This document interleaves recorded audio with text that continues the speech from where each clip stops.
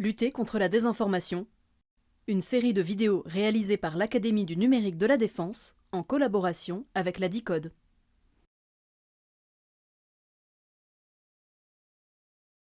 Vous lisez une information surprenante en ligne. Nous avons vu ensemble comment repérer les indices qui mettent en cause sa véracité. Face aux doutes qui persistent, des recherches approfondies et l'utilisation d'outils de vérification peuvent s'avérer nécessaires. Nous allons voir ici comment vérifier une information.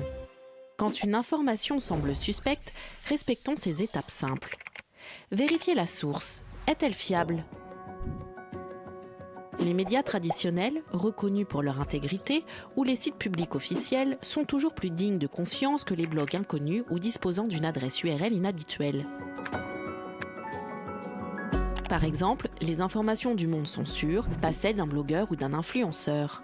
Attention également aux comptes parodiques, à l'image du Gorafi, dont les fausses nouvelles sont parfois interprétées au premier degré et peuvent devenir de véritables fake news virales.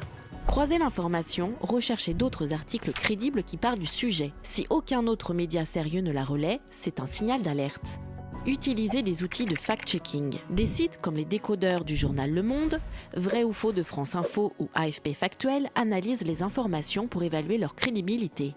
Pour les images ou vidéos, faire une recherche inversée. Par exemple, glisser une image suspecte dans Google Images pour vérifier son origine. Prenons un cas réel. La photo d'un requin nageant dans une rue inondée est devenue virale après un ouragan.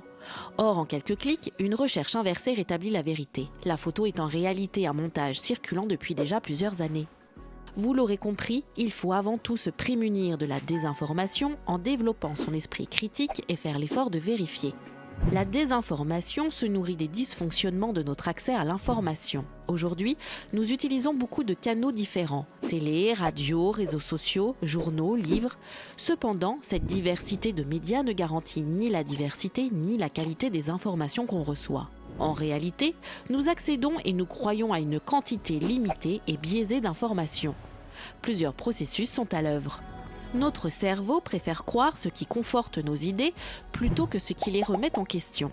C'est ce qu'on appelle le biais de confirmation. Et comme la réalité est souvent complexe, voire inconfortable, les fausses informations qui paraissent simples et rassurantes peuvent sembler plus crédibles. Chambre d'écho.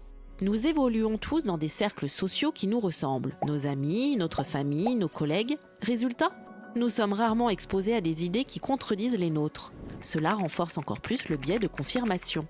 L'effet chambre d'écho est encore plus marqué sur Internet et les réseaux sociaux avec les bulles de filtre. Des algorithmes choisissent ce qu'on voit en fonction de nos préférences.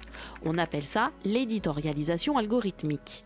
Ces algorithmes nous montrent ce qu'on aime déjà et pas grand-chose de plus. Cela limite la diversité des informations et nous enferme dans une vision partielle de la réalité.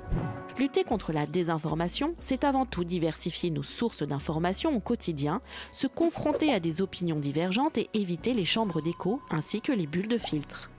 La lutte contre la désinformation est notre affaire à tous. Quand nous croyons à de fausses infos, quand nous les partageons ou quand nous nous laissons influencer, nous fragilisons nos institutions. Et souvent, c'est au profit d'intérêts contraires aux nôtres. La désinformation nous prive de décisions libres et éclairées, nous détournant de notre rôle de citoyen. En tant qu'agent public et encore plus au ministère des Armées, nous sommes des cibles privilégiées. Aujourd'hui, nous détenons les clés pour nous en protéger, à nous de les mettre en pratique.